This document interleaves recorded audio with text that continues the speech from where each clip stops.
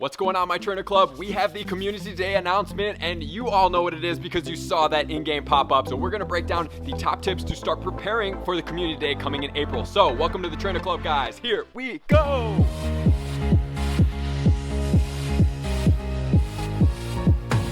This is hilarious that the community day dropped today as an announcement because yesterday when I was live streaming, everybody was asking me, what do I think the next community day was?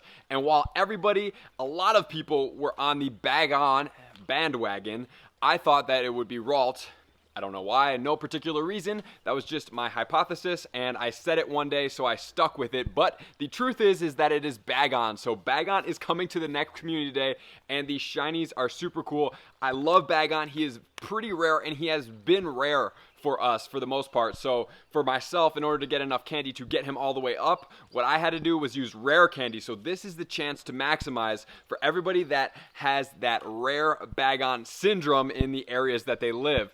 So we are going to start checking out what potential movesets could he get, which I think are super cool, as well as what is going to be the best strategy to start getting ready now for your Bagon day. Before I get going, drop in the comments what move do you want to see Salamence get from the evolution during the community day, because obviously the move is not announced yet. However, I was doing some research, and what I found was that during the main series games, Salamence did not really learn Outrage. So Outrage was not one of the moves that he does typically learn. However, it is community day, so what they could do is they could pop a move in there.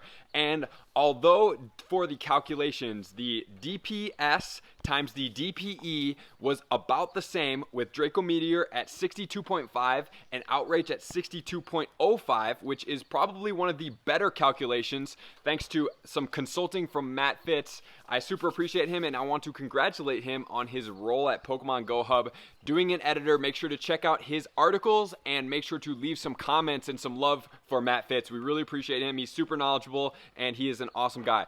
However, the one thing that this calculation does not take into account is the fact that if you die out during the fight, because it puts a little bit more weight on the one bar. So the point here, you're like, what are you getting into all this technical stuff, Billy, for? So really what we want to know is Outrage or Draco Meteor better? In my opinion, since they are about the same on this calculation at about 62, 62.5, which is virtually the same thing, in my opinion, I would use Outrage every single time over Draco Meteor because the one bar specials are super detrimental when you are attacking a raid boss and it's halfway full or 3/4 of the way full and you die, right? That is a wasted energy special, right? And you know that when you're doing something like the Palkia or the Dialga, and if you have a dragon in there and you get hit with that Draco Meteor, you are done, right? Or take into account like maybe the Machamp, right? When you get hit with that Draco Meteor, it does a ton of damage, but it doesn't fill up the entire bar necessarily, but it will give you that dynamic punch 2-bar special, at least one of them to attack with before you die out. So that's why I think the 2 bars are super, super crucial, especially if they're about the same. So I think it would be cool, which I'm not sure it's going to happen. So I think that Outrage for Salamence would be absolutely amazing. I think it would take him to a new level. Even though Dragonite is slightly still more tanky and can last a little bit more on the defensive end, Salamence does have a higher attack. So that doesn't mean he's going to do more total damage output because he's going to do slightly less, but he's going to have a little bit higher of a DPS. So what that means for us, it would be super cool to get that Outrage. I think it would be a lot. It would bump my usability of my Salamence in my game. However, the other 2 moves that he could potentially get would be Hurricane and Fly. And I was looking up, I didn't see any Pokemon in the game right now with that move, which would be cool because like in the past, I believe that Venusaur was the first to get Frenzy Plant. And so introducing a new move in Community Day would not be a far stretch or out of the reason. So that could happen. I really want to know what you guys think, what you would like.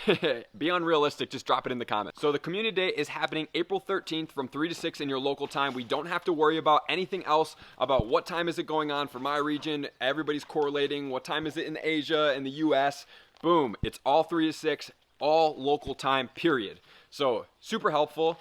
The one thing that I am going to recommend that you start doing right now is, because I think Salamence is a pretty top tier attacker, since Gen 3, it has the highest attack stat of any non-legendary Pokemon, so he's super effective what I would suggest doing right now is, number one, start walking your Bagon and getting him ready to get even more candies.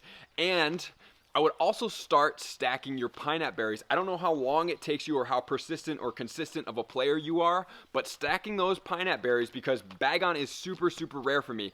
I want to go in and pineapple almost every single one that I possibly can at this community day, which is going to mean I am going to need about 250 sitting in my bag starting community day, with the stop spinnings, getting the bonuses, maybe unlocking some more. But my goal is to go in at 250. I'm also going to go in with a bunch of Ultra Balls and really be ready to get maximal candy on this one, because I think that Bagon is amazing. He's rare. I want as much candy as I possibly can to match the Dratini, because after the Dratini day, I got a ton of Dragonite candy. I already have a bunch of maxed out Dragonites. I would like to do that a couple more, the same for Salamence. So what you can do is start trying to hatch 10k eggs to be able to hatch out a Bagon. I don't think this is the most effective thing because there's such a wide array of Pokemon in these eggs, but it is one strategy that you can do to start trying to get good quality Bagons for Community Day. The second strategy you could do is just find them out in the wild. And like I said, it's pretty rare for me, but if it is windy, because they are a boosted Pokemon in the wind, which means they could be more prevalent. I've seen a couple around here in Oregon, so whenever I get those, what you're going to want to do is try to find somebody else with those and then trade them to try to get luckies. The goal for me in Community Day is to go in with a lucky of that Pokemon and some good IVs of that Pokemon, which would be the egg hatching and the trading. With that said, the other thing you can do is just wait, trade those guys afterwards, try to get luckies, and then if you don't have enough time to evolve them, there's a good chance that we will have a December recap Community Day to get the special moveset.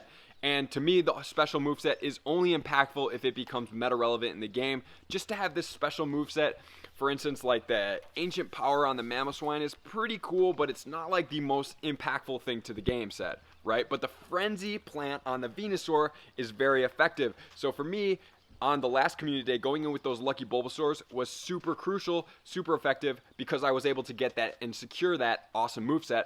So for this one, we will determine as the days get closer if the moveset's going to be worth it to be able to maximize, and if not, just get as much candy as you possibly can, get as much shinies, and have as much fun. So if there's any other comments that you guys have that you're like, oh, Billy, you forgot to do this, or we wanted to do this for preparation, or here's an idea I have for preparation, please drop it in the comments as well. Hit that sub button, and we will keep you up to date on my most relevant topics that I can find for Pokemon Go to make you a better trainer and to have more fun. The last few things I wanted to take note on and add in additional as I'm finishing up this edit that just came out, we have the bonus for Bagon Day, which is going to be 3 times catch XP. So if you are looking to get a bunch of XP from catching, one thing that you may want to consider is to get some eggs.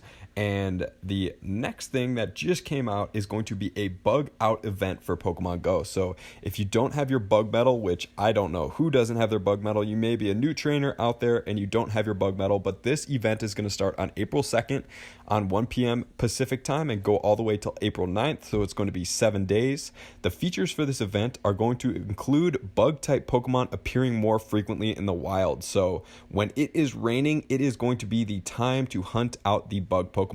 So there has not been an official release for any type of new shinies, but if this follows the trend as the other events have, it will have a new shiny. I can't wait to see what it is. And for this event, the incense is going to be what is going to be boosted, and it's going to have twice as long incense for this event. So unfortunately, this is going to cut short of the Community Day on April 13th. So we're not going to be able to extend the 1 hour long incense. Would be really cool to the Community Day. However, the other thing that we are also going to get is going to be field research for bug type Pokemon, which hints to me that there's going to be some type of shiny, and if there's not, make sure to get out, especially when it rains, to hunt your shiny Caterpies if you do not have them. So stay tuned for all the updated information that will be coming up for this event. I will have the research tasks, how to maximize, and what new shinies will be present closer to the launch, if not a little bit after the launch, so I can have all of the information that you guys need. So thanks for checking in.